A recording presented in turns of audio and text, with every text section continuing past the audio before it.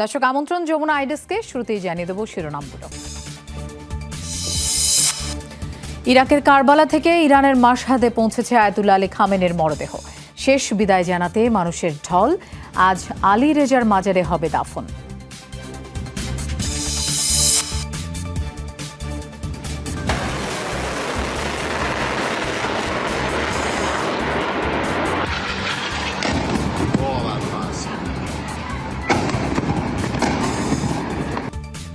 টানা দ্বিতীয় দিনে ৯০টি ইরানি লক্ষ্যবস্তুতে মার্কিন বোমা বর্ষণ। দুদিনের হতাহত ১০০-র কাছাকাছি।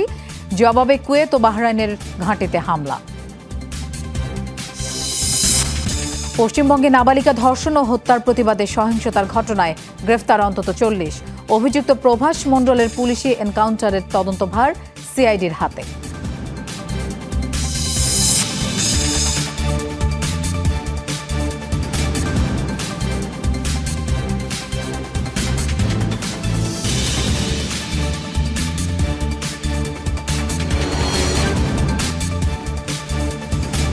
এতক্ষণ শিরোনাম দেখছিলেন, আপনাদের সঙ্গে থাকছি আমি মৌসুমী আহমেদ লোপা। এবার যাচ্ছি পুরো খবরে। জন্মভূমি মাশহাদে ফিরল ইরানের প্রয়াত সর্বোচ্চ নেতা আয়াতুল্লাহ আলী খামেনির মরদেহ। এখানেই ইমাম রেজার মাজারে তাকে সমাহিত করা হবে। দাফন করা হবে পরিবারের বাকি ৪ সদস্যকেও। শেষ বিদায় জানাতে মাশহাদে মানুষের ঢল। এর আগে টানা ৬ দিন ৪ শহরে প্রিয় নেতার জানাজা পড়েন লাখ লাখ মানুষ।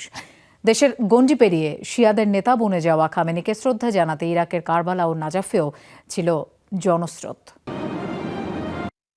৮৭ বছর আগে যে শহরে জন্ম নেন আয়াতুল্লাহ আলী খামেনি, সেখানেই ফিরল তার মরদেহবাহী কফিন। ৬ দিনের আনুষ্ঠানিকতা শেষে ইমাম রেজার মাজারে আজ সমাহিত করা হবে সর্বোচ্চ ধর্মীয় নেতাকে। দাফন হবেন মার্কিন ইসরায়েলি হামলায় নিহত পরিবারের বাকি সদস্যরাও। খামেনিকে চিরবিদায় জানাতে বুধবার থেকেই মাশহাদের সড়কে সড়কে মানুষের ঢল। শোকার্ত ইরানিরা চান হত্যাকাণ্ডের প্রতিশোধ। সূচি অনুযায়ী স্থানীয় সময় সকালে দাফনের কথা থাকলেও ইরাকে ছিল ধারণার তুলনায় অতিরিক্ত জনস্রোত। ভিড় সামলে খামেনি ও তার পরিবারের সদস্যদের মরদেহ ফেরাতে বেগ পেতে হয়। বাধ্য হয়েই দাফনের সময় পেছায় কর্তৃপক্ষ। তিনি কোনো নির্দিষ্ট ব্যক্তির জন্য কিংবা নিজের জন্য শহীদ হননি, বরং তিনি ইসলামের জন্যই শাহাদাত বরণ করেছেন। তিনি বিভিন্ন জনগোষ্ঠী সহ সকল মানুষকে ঐক্যবদ্ধ করেছিলেন। শাহাদাতের মধ্য দিয়ে তিনি এই ধর্মের জন্য নিজেকে উৎসর্গ করেছেন। যৌথ হামলায় নিহত হওয়ার ৪ মাস পর গত ২ জুলাই প্রথমবার জনসম্মুখে উন্মোচন করা হয় খামেনির মরদেহবাহী কফিন। শুক্রবার শ্রদ্ধা জানান বিদেশি প্রতিনিধিরা। এরপর মরদেহ রাখা হয় তেহরানের গ্র্যান্ড মোসাল্লা মসজিদে। ৬ জুলাই মসজিদ প্রাঙ্গণ থেকে আজাদি স্কোয়ার পর্যন্ত হয় শোক মিছিল। এরপর ৭ জুলাই শিয়াদের কাছে অন্যতম পবিত্র শহর কোমে নেওয়া হয় মরদেহ। ৭ জুলাই স্থানীয় সময় রাতেই মরদেহ নেওয়া হয়েছিল ইরাকের নাজাফে। এয়ারপোর্টে প্রথম জানাজা শেষে আয়াতুল্লাহ খামেনির মরদেহ রাখা হয় নাজাফে অবস্থিত ইসলামের চতুর্থ খলিফা হজরত আলী রাদিয়াল্লাহু তাআলা আনহুর মাজারে। সেখানেও আরেক দফা অনুষ্ঠিত হয় জানাজা। নাজাফ থেকে নেওয়া হয় কারবালায়। সেখানে খামেনিকে শ্রদ্ধা জানান লাখ লাখ মানুষ। মোস্তফা মাহমুদ, যমুনা নিউজ। ইরানের প্রয়াত সর্বোচ্চ নেতা আয়াতুল্লাহ আলী খামেনির বাসভবন ও কার্যালয় চত্বরের ধ্বংসস্তূপের ভিডিও ফুটেজ প্রকাশ করা হয়েছে। সুপ্রিম লিডারের কার্যালয় থেকে বুধবার প্রকাশ করা হয়েছে যুক্তরাষ্ট্র ইসরায়েলি হামলার ক্ষয়ক্ষতির এই চিত্র। স্যাটেলাইট ইমেজের সঙ্গে মিলিয়ে ভিডিওর সত্যতা নিশ্চিত করেছে রয়টার্স। এতে দেখা যায় হামলার পর পুরোপুরি ধসে পড়েছে পুরো স্থাপনা। তবে ভিডিওটি কবে ধারণ করা হয়েছে সেটি নিশ্চিত নয়।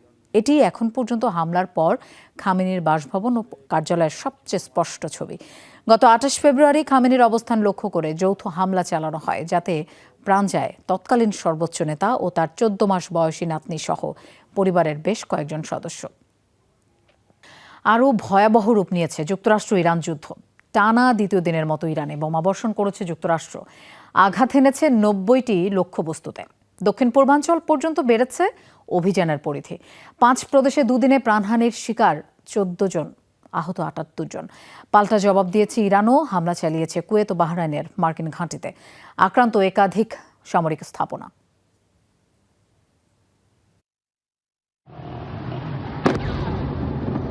যুদ্ধবিরতি কার্যকরের পর সবচেয়ে বড় হামলার শিকার হলো ইরান। দ্বিতীয় রাতের টার্গেট দক্ষিণ ও দক্ষিণ পূর্বাঞ্চলীয় 5টি প্রদেশ। বিস্ফোরণের খবর পাওয়া গেছে 10টির বেশি শহরে। হামলার শিকার কৌশলগত গুরুত্বপূর্ণ বন্দর আব্বাস, সিরিক, বুশের, আবু মুস্তাদ, জাজ, কোকেশম দ্বীপ। টানা দ্বিতীয় রাতে অভিযানের পরিধি বেড়েছে দক্ষিণ পূর্বাঞ্চল পর্যন্ত।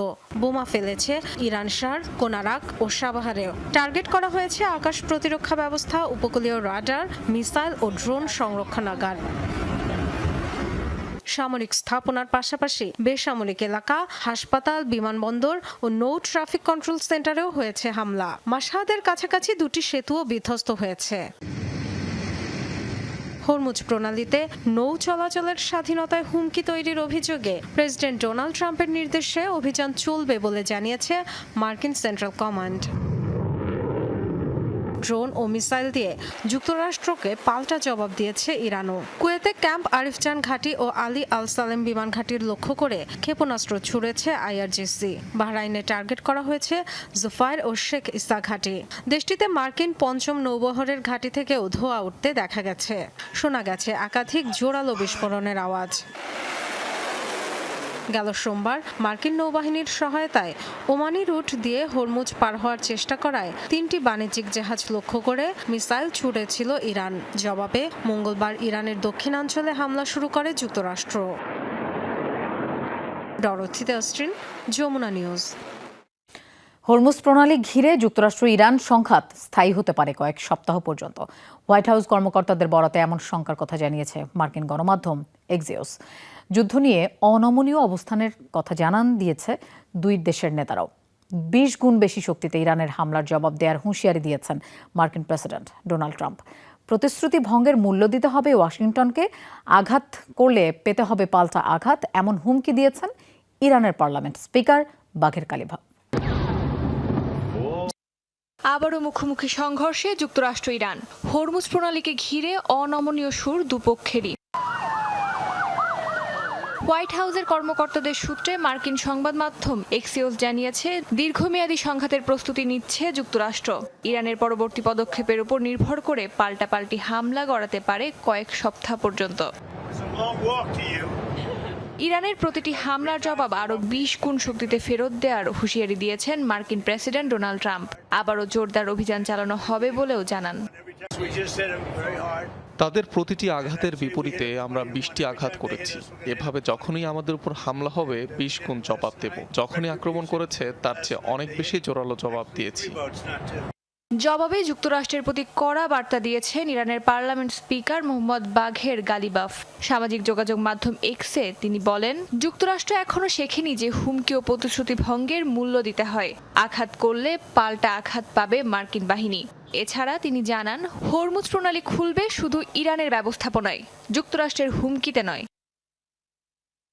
তবে হরমুজ প্রণালীতে 3টি কার্গো জাহাজে হামলার দায় এখনো স্বীকার করেনি ইরান। বিশ্বের অন্যতম গুরুত্বপূর্ণ এই নৌপথকে ঘিরে দুই মহলের সংঘাত আরও কতদূর গড়ায় তা নিয়ে উদ্বেগ আন্তর্জাতিক মহলের। অস্মিতা বিশ্বাস, যমুনা নিউজ। ইরানের সাথে যুক্তরাষ্ট্র ইসরায়েলের যুদ্ধে ইচ্ছাকৃতভাবে সহায়তা করেছে নেটো। সামরিক জোটটির প্রধান মার্ক রুটের বিরুদ্ধে এমন অভিযোগ তুলেছেন ইরানের পররাষ্ট্র মন্ত্রণালয়ের মুখপাত্র ইসমাইল বাঘাই। বুধবার নেটো সম্মেলনে ইরানের যুক্তরাষ্ট্রের সামরিক হামলার পক্ষে অবস্থান নিয়ে সেগুলোকে অত্যন্ত প্রয়োজনীয় বলে আখ্যা দেন মহাসচিব মার্ক রুটে। এমন মন্তব্যের নিন্দা জানিয়ে বৃহস্পতিবার সোশ্যাল হ্যান্ডেল এক্সে একটি পোস্ট দেন ইরানি মুখপাত্র।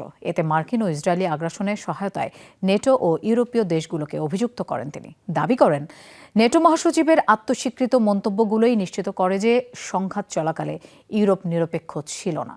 যেসব দেশ এই আগ্রাসনের সুযোগ করে দিতে ভূখণ্ড, সামরিক ঘাঁটি ও অবকাঠামো ব্যবহার করতে দিয়েছে, তারা এর পরিণতিতে নিজেদের দায় এড়াতে পারে না বলেও অভিযোগ করেন ইসমাইল বাঘাই।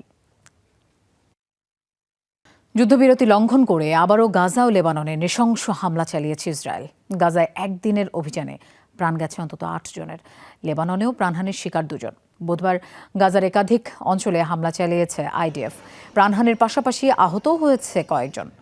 একই দিনে লেবাননের নাবাতিয়ে এলাকায় হামলা চালিয়েছে ইসরায়েলি সেনারা। হয়েছে হতাহতের ঘটনা। যুক্তরাষ্ট্রের মধ্যস্থতায় লেবাননে একাধিকবার যুদ্ধবিরতি ঘোষণা করলেও বারবারই শর্ত ভেঙেছে তেল আবিব। প্রায় নিয়মিত চালিয়ে যাচ্ছে হামলা। গত মার্চ থেকে চলমান আগ্রাসনে গাজা ও লেবাননে নিহত হয়েছেন প্রায় 5,500 মানুষ, আহত 16,000-এরও বেশি। তুরস্কে নেটো সম্মেলন শেষে আকস্মিকভাবে বিমান বদল করে আলোচনার জন্ম দিয়েছেন মার্কিন প্রেসিডেন্ট ডোনাল্ড ট্রাম্প। কেন কাতারের দেয়া নতুন বিমানে উঠলেন না তা নিয়ে শুরু হয়েছে জল্পনা কল্পনা। ইরানের সাথে আবারও সংঘাত শুরু হওয়ায় জেট বদলের নেপথ্যে নিরাপত্তা শঙ্কা ছিল কিনা তা নিয়ে চলছে গুঞ্জন। যদিও ঝুঁকির বিষয়টি উড়িয়ে দিয়ে ট্রাম্পের দাবি ইউরোপের মার্কিন ঘাঁটিতে থাকা সেনাদের নতুন বিমান দেখার সুযোগ করে দিতেই নিয়েছেন এই পদক্ষেপ। প্রথমবার কাতারের দেয়া বিলাসবহুল বিমানের রাষ্ট্রীয় সফর ডোনাল্ড ট্রাম্পের। লাল সাদা নেভি ব্লু রঙের নতুন জেটে চড়ে তুরস্কের ন্যাটো সম্মেলনে যোগ দিতে যান তিনি। সম্মেলন শেষে আকস্মিক বিমান বদল। বুধবার কাতারের দেয়া বিমানের পরিবর্তে ট্রাম্প উঠলেন 3 দশকের পুরনো আগের বোয়িং VC-25 বিমানে। গন্তব্য ছিল যুক্তরাজ্যের রয়্যাল এয়ারফোর্সের মিলডেন হল ঘাঁটি। একই ঘাঁটিতে পৌঁছায় নতুন বিমানটিও। এরপর সেখান থেকে আবার নতুন বিমানে চড়ে যুক্তরাষ্ট্র ফেরেন তিনি। আকস্মিক বিমান বদলের সপক্ষে ট্রাম্পের যুক্তি, ইউরোপে অবস্থানরত সেনা সদস্যদের বিমানটি ঘুরে দেখার সুযোগ করে দিতেই তার এই পদক্ষেপ। এটাকে ইউরোপের 1 বা 2-3টি বড় ঘাঁটিতে উড়িয়ে নিয়ে যাওয়া হচ্ছে। আরো কয়েকটি ঘাঁটিতেই যাবে যাতে সেনারা বিমানটি দেখতে পারে, কারণ এটি সত্যিই অসাধারণ। বার্তা সংস্থা এপির প্রতিবেদনে বলা হয়েছে, পুরনো বিমানটি আকাশে ওড়ার সময় এর ট্রান্সপন্ডার সিগন্যাল ফ্লাইট ট্র্যাকারে ধরা পড়েনি, যা সাধারণত যুদ্ধাঞ্চলে প্রেসিডেন্টকে বহনের সময় ব্যবহৃত নিরাপত্তা কৌশল। তবে যুক্তরাজ্য, জার্মানি সহ অন্যান্য দেশের নেতাদের বিমান স্বাভাবিকভাবেই ট্র্যাক করা যাচ্ছিল। ন্যাটো সম্মেলনের মধ্যেই ইরানের সাথে যুদ্ধবিরতি শেষের ঘোষণা দেন ট্রাম্প। 2 দিন ধরে চলছে দুপক্ষের হামলা পাল্টা হামলা। এর মধ্যে আকস্মিক বিমান বদলের এই ঘটনা জন্ম দিয়েছে আলোচনার। তুরস্কের সাথে ইরানের সীমান্ত থাকায় নিরাপত্তা ঝুঁকির কারণে পদক্ষেপ কিনা তা নিয়ে শুরু হয়েছে জল্পনা। কারণ আঙ্কারা পর্যন্ত হামলা চালানোর সক্ষমতা রয়েছে ইরানের। আগেও নিরাপত্তা বিশ্লেষকরা কাতারের দেয়া নতুন বিমানের নিরাপত্তা নিয়ে প্রশ্ন তুলেছেন। সমালোচকদের অভিযোগ, তড়িঘড়ি করে প্রস্তুত করার জন্য কাতারের দেয়া বিমানের পরিকল্পিত কিছু পরিবর্তন করা হয়নি। মোস্তফা মাহমুদ, যমুনা নিউজ। ভারতের পশ্চিমবঙ্গে শিশু ধর্ষণ ও হত্যার জেরে সৃষ্ট সহিংসতার অভিযোগে অন্তত 40 জনকে গ্রেফতার করা হয়েছে। এছাড়া অন্যতম অভিযুক্ত প্রভাস মণ্ডল পুলিশি এনকাউন্টারে নিহতের ঘটনা তদন্তের দায়িত্ব দেওয়া হয়েছে রাজ্য পুলিশের সিআইডির হাতে। শাসক দলের একাংশ এই ঘটনার প্রশংসা করলেও অন্য অংশ এবং বিরোধীরা মাঝরাতে এনকাউন্টার নিয়ে প্রশ্ন তুলেছে। পশ্চিমবঙ্গের বারুইপুরে 12 বছর বয়সী শিশু ধর্ষণ ও হত্যার ঘটনা নিয়ে তোলপাড় চলছে রাজ্য জুড়ে। পুলিশের উপর হামলা, রাস্তা অবরোধ, অগ্নিসংযোগ এবং পিটিয়ে খুনের অভিযোগে অন্তত 40 জনকে গ্রেফতার করেছে রাজ্য পুলিশ। পাশাপাশি ধর্ষণের অন্যতম অভিযুক্ত প্রভাস মণ্ডলের মৃত্যুর তদন্তভার এবার তুলে দেওয়া হয়েছে রাজ্য পুলিশের সিআইডির হাতে। পুলিশ জানায়, ঘটনার তদন্তের জন্য মঙ্গলবার মাঝরাতে অপরাধস্থলে নিয়ে যাওয়া হয় প্রভাসকে। অভিযোগ, সেখানে এক পুলিশ কর্মকর্তার কোমর থেকে রিভলভার ছিনিয়ে পালানোর চেষ্টা করে প্রভাস। গুলিও ছোড়ে পুলিশকে লক্ষ্য করে। এরপর আত্মরক্ষার্থে পাল্টা গুলি চালান বারুইপুর থানার এক কর্মকর্তা। এই ঘটনার নিরপেক্ষ তদন্তের স্বার্থে দায়িত্ব দেওয়া হয়েছে সিআইডিকে। পাশাপাশি চলছে বিচার বিভাগীয় তদন্ত। এনকাউন্টারের ঘটনাকে কেন্দ্র করে রাজনৈতিক মহলেও শুরু হয়েছে তীব্র বিতর্ক। শাসক দলের একাংশ এই ঘটনার প্রশংসা করলেও অন্য অংশ এবং বিরোধীরা মাঝরাতে এনকাউন্টার নিয়ে প্রশ্ন তুলেছে। নিরপেক্ষ তদন্তের দাবি জানিয়েছে বিরোধী দলগুলো।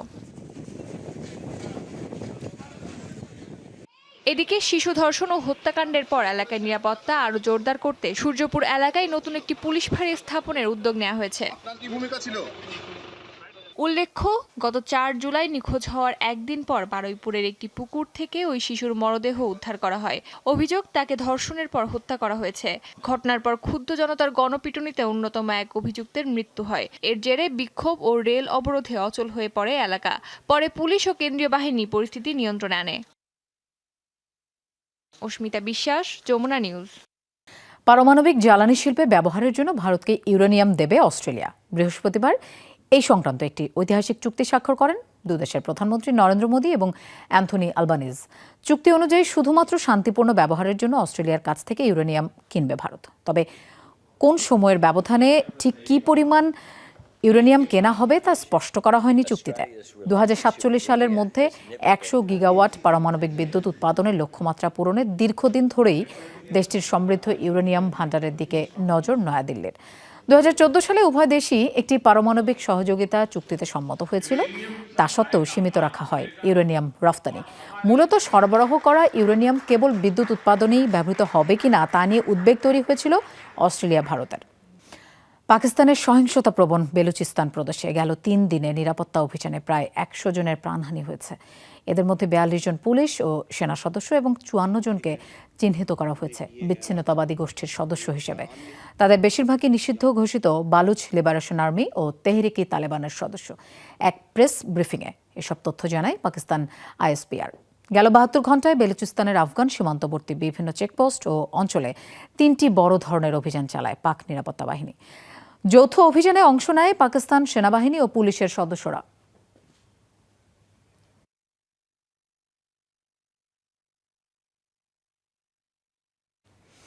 পাঁচ ক্রু সহ নিখোঁজ পাকিস্তানি কার্গো বিমানের ধ্বংসাবশেষ মিলেছে আরব সাগরে। 12 ঘণ্টা ধরে অভিযান চালিয়ে বিধ্বস্ত আকাশযানটি খুঁজে পায় পাকিস্তান নৌবাহিনীর সদস্যরা। তবে হদিস মেলেনি ক্রুদের। নিখোঁজদের পরিচয় প্রকাশ করেছে কর্তৃপক্ষ। মঙ্গলবার রাতে 5 ক্রু নিয়ে পাকিস্তানের শারজা থেকে করাচির উদ্দেশ্যে রওনা দেয় K2 এয়ারওয়েজের একটি কার্গো বিমান। উড্ডয়নের পরপরই যান্ত্রিক ত্রুটি ধরা পড়ে বিমানটির নেভিগেশন সিস্টেমে। মাত্র 3 মিনিটের মাথায় নিয়ন্ত্রণ হারিয়ে নিচের দিকে নামতে শুরু করে বিমানটি। পর মুহূর্তেই রাডার থেকে হারিয়ে যায়। এরপর থেকেই আরব সাগরে চলতে থাকে উদ্ধার অভিযান।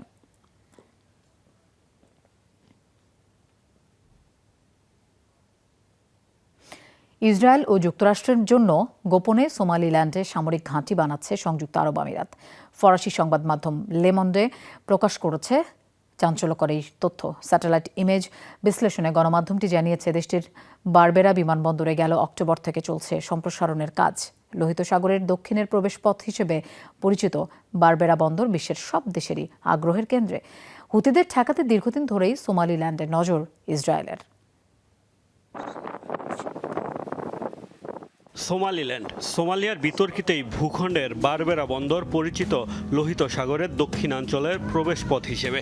এডেন উপসাগরে অবস্থিত বারবেরা বন্দরের অবস্থান বাব এল মানদেব প্রণালীর কাছাকাছি। কৌশলগত গুরুত্বপূর্ণ সমুদ্র পথ থাকায় সোমালিল্যান্ডে নজর রয়েছে বিশ্বের সব পরাশক্তিরই।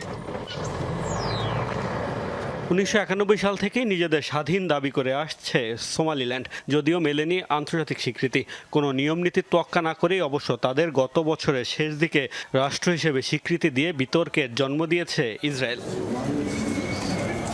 বিতর্কিত অঞ্চলটি নিয়ে এবার চাঞ্চল্যকর তথ্য দিল ফরাসি সংবাদ মাধ্যম লেমন্ডে। স্যাটেলাইট ইমেজ বিশ্লেষণ করে দেখা যায় বারবেরা বন্দরে গোপনে সামরিক ঘাঁটি নির্মাণ করছে সংযুক্ত আরব আমিরাত। প্রতিবেদনে বলা হয়েছে নিজেদের পাশাপাশি যুক্তরাষ্ট্র ও ইসরায়েলের ব্যবহারের জন্য এটি তৈরি করেছে তারা।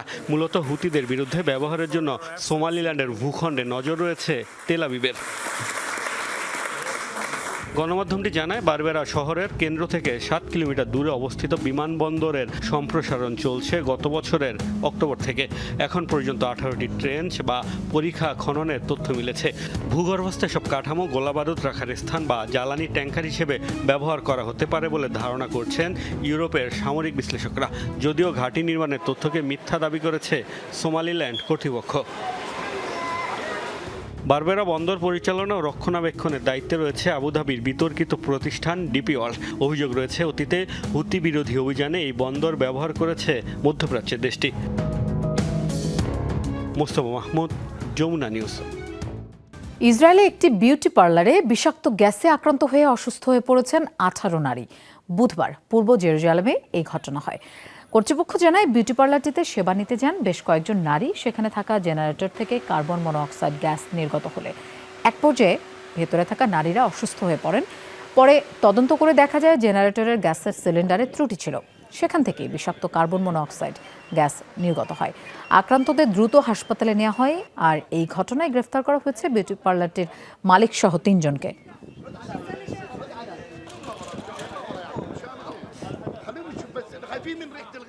নেটো সম্মেলনে আসা বিভিন্ন দেশের রাষ্ট্রপ্রধানদের পিস্তল উপহার দিয়েছে তুরস্কের প্রেসিডেন্ট রিসেপ তাইপ এরদোগান। প্রতিটি আগ্নেয়াস্ত্রে তুর্কি প্রেসিডেন্ট এরদোগানের নাম খোদাই করে লেখা রয়েছে। এর পাশাপাশি প্রতিটি পিস্তলের সাথে দেওয়া হয়েছে সচল বুলেট। সক্ষমতা, আস্থা এবং বিশ্বাসের প্রতীক হিসেবে এই আগ্নেয়াস্ত্র উপহার দেওয়া হয়েছে বলে আন্তর্জাতিক বিভিন্ন গণমাধ্যম জানায়। ইইউ নেতাদের পাশাপাশি কানাডার প্রধানমন্ত্রী মার্ক কার্নি ও ব্রিটেনের প্রধানমন্ত্রী কেইর স্টারমারের হাতে তুলে দেওয়া হয় পিস্তল। আন্তর্জাতিক প্রক্রিয়া মেনে নিজস্ব নিরাপত্তা ব্যবস্থায় এসব অস্ত্র নেওয়া হচ্ছে নিজ নিজ দেশে। দক্ষিণ চীনে ভয়াবহ বন্যায় ভেসে গেছে একটি সাপের খামার। অন্তত 900 সাপ ভাসছে বানের পানিতে। এর মধ্যে রয়েছে বিষধর গোখরাও। ভেসে বেড়ানো সাপের লোমহর্ষক একাধিক ভিডিও সামাজিক যোগাযোগ মাধ্যমে ভাইরাল। অবশ্য সাপের কামড়ে কোনো প্রাণহানির খবর মেলেনি। বানের পানিতে ভাসছে শত শত বিষাক্ত সাপ, যেখানে রয়েছে বিষধর গোখরাও। দৃশ্যটি বন্যা কবলিত দক্ষিণ চীনের। সম্প্রতি বন্যার পানিতে সাপের ভেসে যাওয়ার এই ভিডিও সামাজিক যোগাযোগ মাধ্যমগুলোতে ব্যাপক ভাইরাল হয়েছে। চীনের দক্ষিণাঞ্চলীয় হেংজু নামের একটি গ্রামের ঘটনা এটি। দক্ষিণ চীনের চলমান বন্যায় গুয়াংশি ঝুয়াং অঞ্চলের একটি ব্রিডিং ফার্মের অন্তত 900 সাপ পানিতে ভেসে যায়। সেখানে বিষধর সহ নানা প্রজাতির সাপ পালন করা হতো। স্থাপনাটি পুরোপুরি বন্যার পানিতে ডুবে যাওয়ায় ছড়িয়ে পড়েছে সাপগুলো, যেগুলো ভেসে বেড়াচ্ছে বানের পানিতে। স্থানীয়রা বলছেন, ভেসে যাওয়া সাপগুলোর বেশিরভাগই বিষহীন। অবশ্য বেশ কিছু প্রজাতির বিষাক্ত গোখরা সাপ রয়েছে সেখানে। এসব সাপের কামড়ে এখন পর্যন্ত কারো প্রাণহানির তথ্য পাওয়া যায়নি। সাপগুলো উদ্ধারে বিশেষ জাল ও স্টান গান ব্যবহার করে চলছে বিশেষ অভিযান। এই তৎপরতায় 10 জনের একটি দল মোতায়েন করেছে স্থানীয় প্রশাসন। সাম্প্রতিক বন্যায় ডুবে গেছে দক্ষিণ চীনের বেশ কয়েকটি প্রাণী আশ্রয় কেন্দ্র। ভেসে গেছে শত শত বিড়াল, কুকুর ও অন্যান্য প্রাণী। মৌসুমি ঝড় মেইসাকের কবলে গেল কয়েকদিন ধরেই বিপর্যস্ত দক্ষিণ চীন। টানা ভারী বৃষ্টিতে ভয়াবহ বন্যা এবং বহু ভূমিধস হয়েছে। আকস্মিক পাহাড়ি ঢলে জনপদ ভেসে যাওয়ার মতো ঘটনা ঘটেছে। অনিক রহমান, যমুনা নিউজ। দর্শক, এই ছিল যমুনা আই ডেস্কে। আর এতক্ষণ সাথে থাকার জন্য ধন্যবাদ সবাইকে।